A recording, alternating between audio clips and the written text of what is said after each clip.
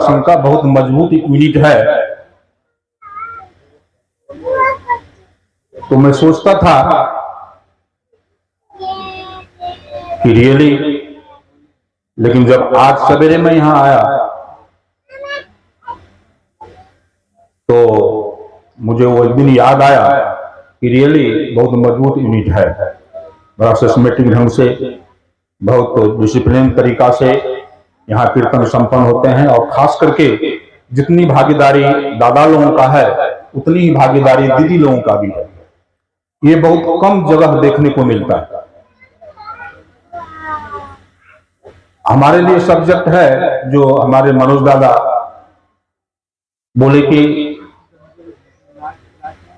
आनंदमा का जो विवाह पद्धति है ये क्रांतिकारी विप्लवी कैसे है,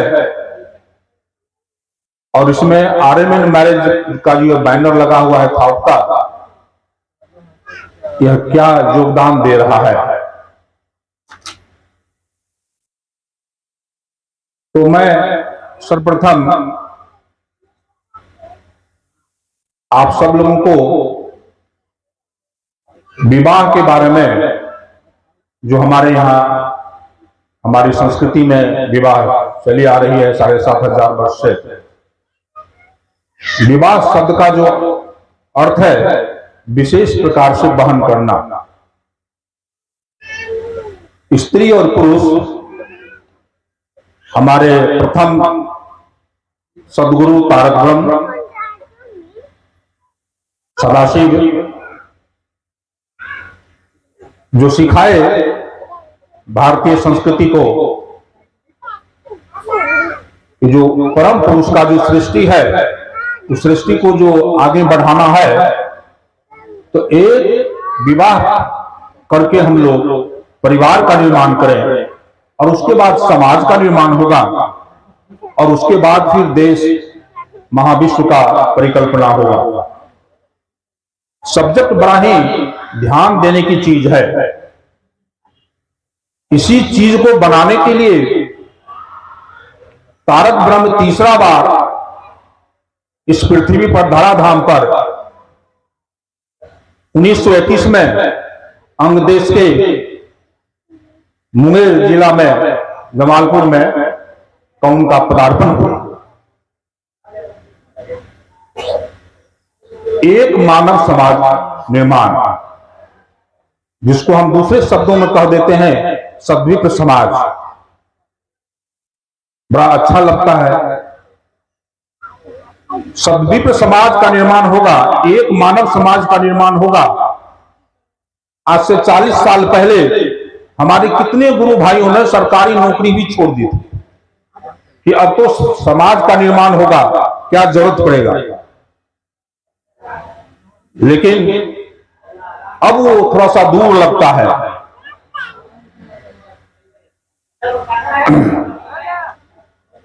तो इसी संदर्भ में हम बोल देना चाहते हैं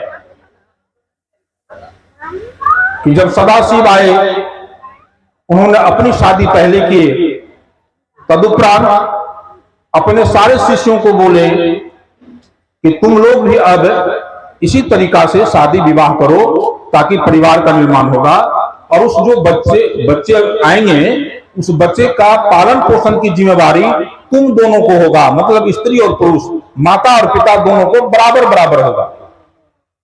पहले ऐसा नहीं होता था सदाशिव के पहले। और भगवान सदाशिव के समय में भारतवर्ष में भिन्न भिन्न जातियां थी, आर्य, अनार्य, आस्ट्रिक, निग्रो इत्यादि, और उन लोगों में आपस में झगड़ा हुआ करता था। तब उन्होंने सर्वप्रथम आर्य की कन्या मां पार्वती से शादी करी। काफी विरोध हुआ समाज में, आर्य लोग काफी विरोध किया, लेकिन वो तो सदाशिव थे, कल्याणकारी थे, समाज बनाने के लिए आए थे। उन्होंने मां पार्वती से शादी की और एक आम गाछ के नीचे, कोई मंडप नहीं था, कोई बाजा गाजा बहुत सा धूमधाम भड़कता ये सब कुछ नहीं, बहुत सिंपल सिटी, और सबको आदेश दिए ऐसे ही शादी करो। फिर काली से शादी किए, फिर गंगा से शादी किए। 3500 वर्ष के बाद जब लॉर्ड कृष्णा आए, उन्होंने भी इस जातिवाद को खत्म करने के लिए, समाज निर्माण के लिए अंतरजातीय विवाह करवाए। उसका भी उदाहरण भरा पड़ा हुआ है, आप सारे लोग जानते हैं। उसी समय एक महायोद्धा, नैतिकवान व्यक्ति हमारे देश में थे, दानवीर कर्ण। ऐसे वो कुंती पुत्र थे, लेकिन जब महाभारत का युद्ध का आरंभ हुआ तो भगवान कृष्ण भी उसके पास गए समझाने कि तुम सूत पुत्र नहीं, तुम कौनते हो, इसलिए तुम पांडव के साथ युद्ध करने के लिए तैयार हो। उन्होंने कहा, केशव, ये बात पहले आप नहीं बताए। आप कह रहे हैं कि भीष्म पितामह जिनको भी मालूम था, सबको मालूम था, कितनी बार सूत पुत्र कह करके हमारी तोहनी की गई इस पूरे भारतवर्ष में, और उसमें भी आप चुप थे। खैर, अब जब आप कह रहे हैं तो मैं मान लेता हूं, लेकिन अब तो दुर्योधन को मैं वचन दे चुका हूं, मैं युद्ध उन्हीं के साथ करूंगा, उन्हीं के पक्ष में रह के करूंगा। युद्ध हुआ, आप सब लोग जानते हैं। लेकिन उसी क्षण, जब अंतिम क्षण था, तो कर्ण कहा, हे केशव, अब जो हुआ वापस आने वाली नहीं है, लेकिन आगे के समय को तो हम ठीक कर ही सकते। आप हमको 2 वचन दीजिए, क्योंकि आपने कहा है अर्जुन को कि जब जब धर्म की ग्लानि होगी मैं अपने आप को सृजन करूंगा, मैं आते रहूंगी धर्म की स्थापना के लिए। तो फिर तो कभी होगी? बोले हाँ। तो आप हमारे ही देश में, हमारे ही राज्य में, अंग देश में आएंगे और वर्ण व्यवस्था, जाति व्यवस्था को आप समाप्त करेंगे और एक मानव समाज का निर्माण करेंगे। ये वचन चाहिए केशव। उन्होंने कहा, तथास्तु। अब मैं याद दिला दूं, जब हम लोग जानते हैं सारे लोग, तीसरा बार तारक ब्रह्म जब पूज्य लक्ष्मी नारायण सरकार के घर में माता आभा रानी के गोद में आए, वो प्रभात 1921 में जमालपुर में, और फिर 9 जनवरी 1955 में आनंद मार्ग की स्थापना किए, और उसके बाद उन्होंने नारा दिए, एक मानव समाज, 2 नहीं, 5 नहीं, एक मानव समाज। इसके लिए उन्होंने नारा भी दिए, एक चौका, एक चूल्हा, एक है मानव समाज, जात पात की करो विदाई, मानव मानव भाई भाई। और राजनेताओं के लिए, जो राजनीति करते थे हमारे देश में, शासन व्यवस्था में थे, उनको चेताए, उनको सावधान किए, मानव समाज एक और अनिवार्य है, इसे बांटने की कोशिश मत करो।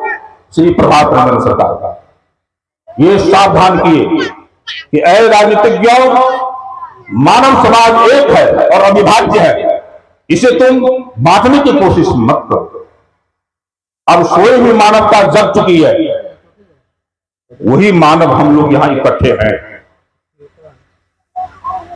जैसा कि आपको हमारे मनोज दादा बताए, एक मानव निर्माण में WT और RM, ये 2 की बहुत बड़ी भूमिका है।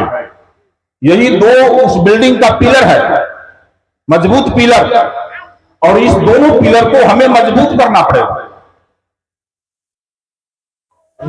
और WT दादा, जो हमारे सन्यासी दादा हैं, सन्यासिनी दीदी हैं, अभी आपको बहुत अच्छी कहानी, अपना अनुभव बताए, विदेश में कितना दिक्कत, आर्थिक समस्याएं, यहां तो साधु लोग किसी के दरवाजे पर चले जाए तो कम से कम भोजन जरूर मिल जाता है,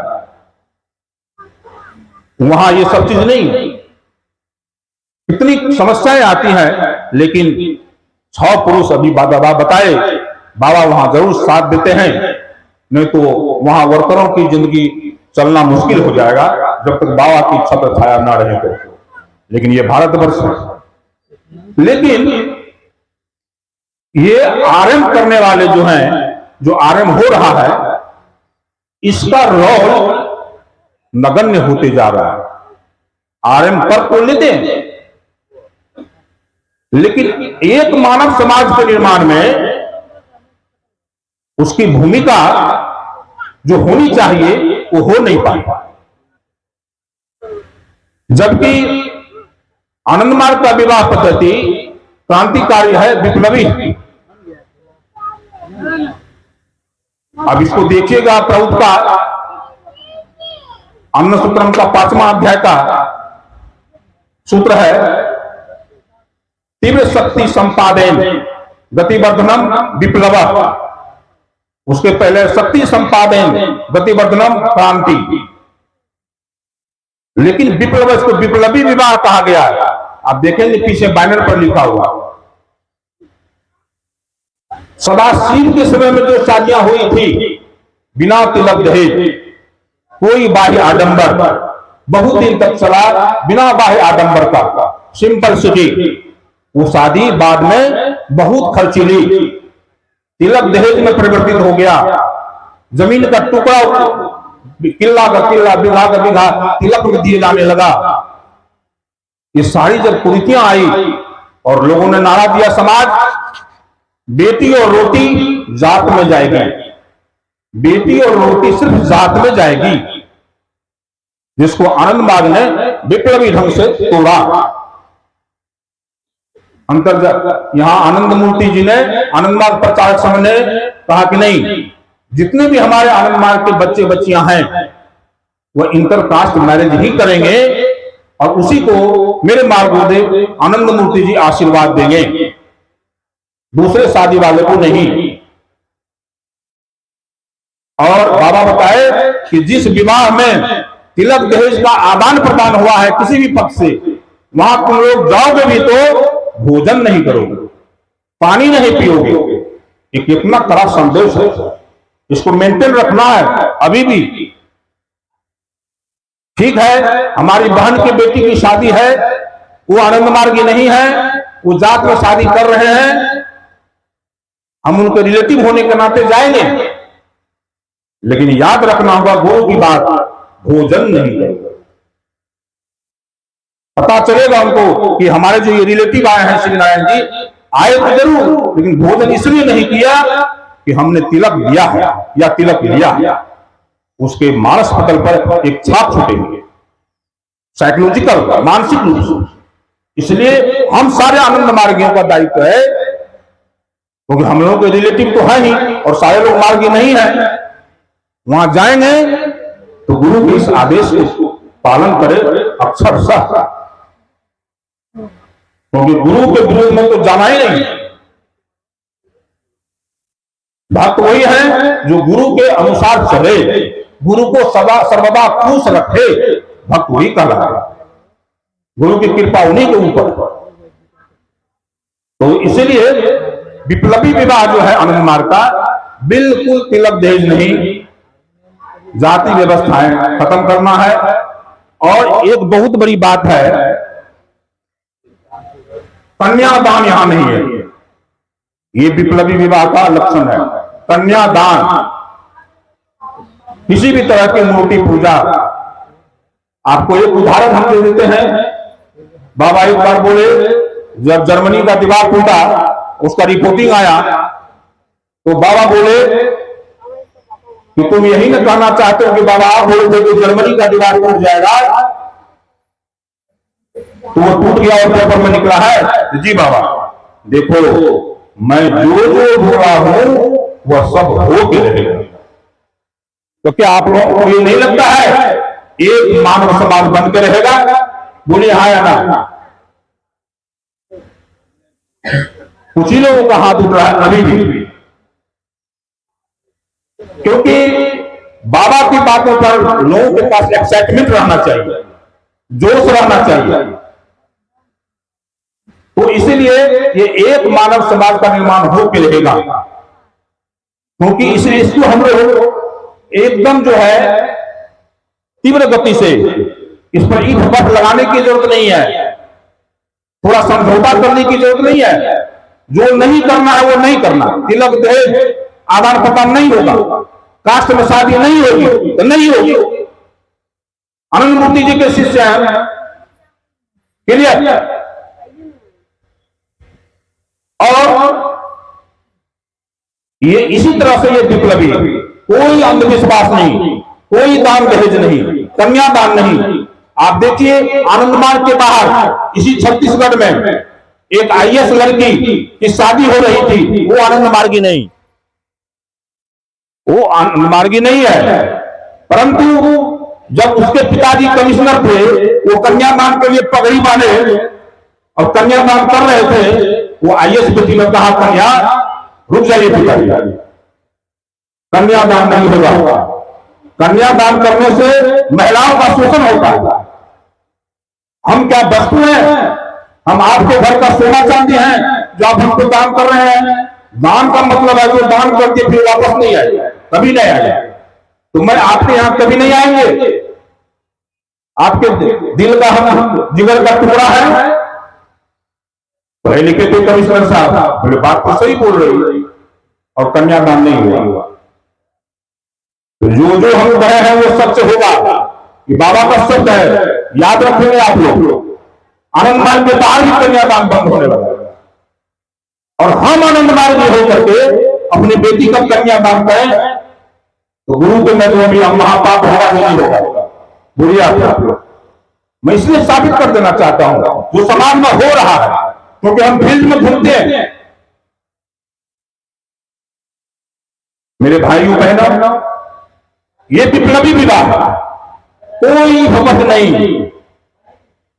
गुरु के राह पर चलने में अगर मेरे परिवार के लोग भी बाधा आए तो मैं उसको बाएं दाएं करके निकल जाऊंगा। ये संकल्प के साथ गुरु के साथ मिलना है। मुक्त मुक्षी तो बाबा बोलते थे मेरे पॉकेट का चीज है जी, परम पुरुष का, इधर से निकालेंगे उधर दे देंगे। मेरी आज्ञा का पालन करो, जो हम कहते हैं वही करो, जो हम नहीं कहते हैं वो हम नहीं करो। ये विप्लवी विवाह। अब इसमें ये आर्यन मैरिज हाउस का क्या योगदान है, मैं आपको थोड़ा बहुत शब्द में बता देना चाहता हूं। क्या हुआ, तीव्र गति कैसे आया, बताया आपको मनोज दादा। 1987 में आनंद नगर में जो बाबा का आरडीएस रूम है बड़ा, बाबा क्वार्टर में पूरा हॉल खचाखच भरा हुआ था। वहां हवा को रहने का जगह नहीं था। बाबा बैठे हुए थे, बगल में उनका जीएस और बगल में सर पीए, दोनों आदमी खड़े थे, और बाबा सेक्रीफाइस पर बोलना चालू किए। और उनके जीएस बाबा के इंग्लिश स्पीच को हिंदी में ट्रांसलेट करके बोले सेक्रीफाइस का मतलब। सेक्रीफाइस का मतलब सारांश तौर में एक समय बोले WT और RM, बाबा का शब्द था। या तो WT बनो या RM करो। उसमें उदाहरण भी दिए थे, बाद में बताएंगे आपको, समय नहीं है। और बाबा फिर बोले कौन कौन सेक्रीफाइस करोगे?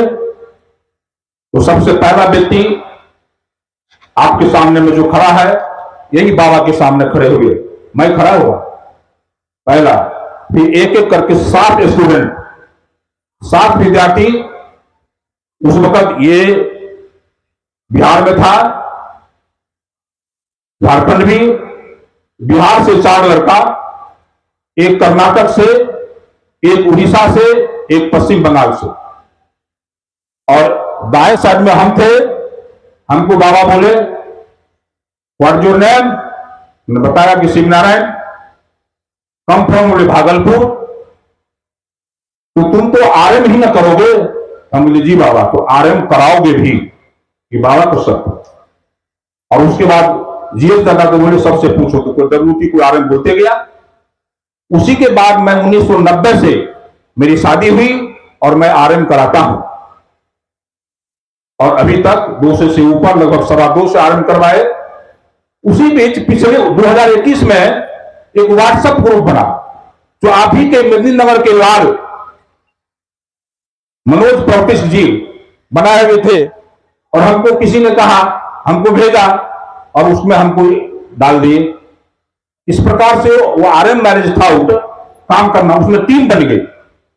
अब टीम जब बनी, working committee, core committee, advisory committee, जिसमें सभी ग्रुप के लोग हैं, सभी ग्रुप के दरूती दादा है, वहां कोई जो इज्म चल रहा है अभी हम लोगों में, ये सब नहीं है। वहां एक मानव समाज का भावधारा है, हम एक हैं। उस दिन से इसमें तीव्रता आ गई, वही विप्लवी बात हो गई। तीव्र गतिवर्धनम, तीव्र शक्ति संपादन गतिवर्धनम हो गया। और परिणाम यह हुआ कि 2021 के अक्टूबर में पटना में 18 इंटरकास्ट मैरिज 20 दिन के अंदर संपन्न हुआ। आप सोचिए कि आरएम मैरिज थाउट का योगदान, जो आप ही के पलामू में बना। और एक और बात बता देते हैं, हम इतना दिन से काम कर रहे थे, बंगाल के लोग बिहार उत्तर प्रदेश में शादी नहीं करना चाहते, यहां का लोग वहां शादी करना नहीं चाहते, कश्मीर का लोग बिहार में शादी करना नहीं चाहते, यहां तक कि मध्य प्रदेश का लोग भी बिहार झारखंड में शादी करना नहीं चाहते। इस मिथक को ये आरएम मैरिज थाउट ने तोड़ा। हम लोगों ने कहा, बाबा का है एक मानव समाज का निर्माण। अब एक बात और आपको गुरु से बता देते हैं, अभी हम लोग चलते हैं मिथिला की संस्कृति, अंगिका की संस्कृति, मगध की संस्कृति, और भी जगह का संस्कृति, पूरे भारतवर्ष में 44-50 संस्कृति है। लेकिन मैं अपना व्यक्तिगत अनुभव के साथ कहना चाहता हूं, पूरे विश्व के आनंद मार्गियों का एक ही संस्कृति है, पूरे विश्व के आनंद मार्गियों का एक ही कल्चर है जो बाबा बनाना चाहते। गुड मॉर्निंग से गुड नाइट, पंचजन से शुरू होता है, गुरु सदा से, और आसन, प्राणायाम, साधना, फास्टिंग, शादी विवाह की एक पद्धति पूरे विश्व में। विदेश की लड़कियां भी साड़ी पहन के शादी करती, वो भी सिंदूर ले लेती है, जबकि वहां चलन नहीं है। इसलिए यहां बिहार में क्या मिथिला कल्चर अलग और भोजपुरी कल्चर अलग, ये तो सब एक ही है। ये बाबा बनाना चाहते हैं। तो आरएम मैरिज थाउट का ये इसमें बहुत बड़ा रोल है। अभी ये 15-20 दिन के अंदर बंगाल और हिंदी भाषी क्षेत्र में हमने 5-6 शादी को सेटल कराया। और ये आरएम मैरिज थाउट बिहार, झारखंड, यूपी, हिमाचल, जम्मू कश्मीर, मध्य प्रदेश, छत्तीसगढ़, महाराष्ट्र, अब तो पश्चिम बंगाल भी, आसाम भी, इस सब जगहों पर काफी तेजी से काम कर रहा है। और ये आनंद मार्ग की विप्लवी विवाह को आगे बढ़ाने में अपना बहुत बड़ा योगदान दे रहा है। इसीलिए आप सब लोगों से मेरा फिर निवेदन रहेगा कि आप यहां लगा हुआ है बैनर, इसमें जो भी व्हाट्सएप नंबर है, नंबर में आप लोग नोट रखें, और जो भी आपके यहाँ बच्चे और बच्चियां शादी के लायक हो गए हैं, आप अपना बायोडाटा और फोटो वहां सेंड करें, मैं आपको मदद करूंगा। और एक बात और बता देना चाहते हैं, सिर्फ इतना ही नहीं कि शादी करवा देते, शादी करवाने के बाद भी आरएम मैरिज थाउट जो ओथ होता है सबके लिए कि इस नव दंपति की शायद सभी तरह के विकास में हम लोग योगदान करेंगे, हम लोग तत्पर रहते हैं। उसके बाद भी कोई प्रॉब्लम आता है मैरिज में, तो हम लोग तैयार रहते हैं और उसको सॉल्व करते हैं। परम पिता बाबा की